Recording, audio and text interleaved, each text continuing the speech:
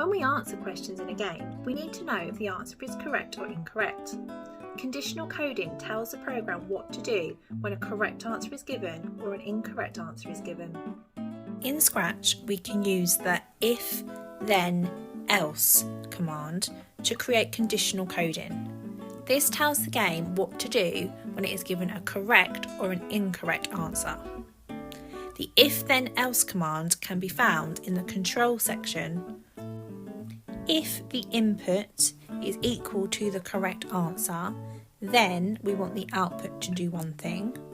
Else, meaning if anything else is entered, then we want the output to do something else.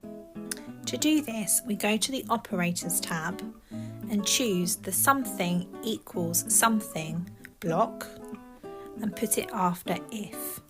If our answer, so we go to Sensing and drag across answer. If answer equals, and then we need to enter the correct answer, what month comes after September? We type in October. If the answer equals October, then what do we want to happen?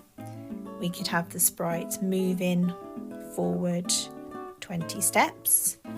Else, so if anything else is entered, we could have the sprite moving back 20 steps, so minus 20.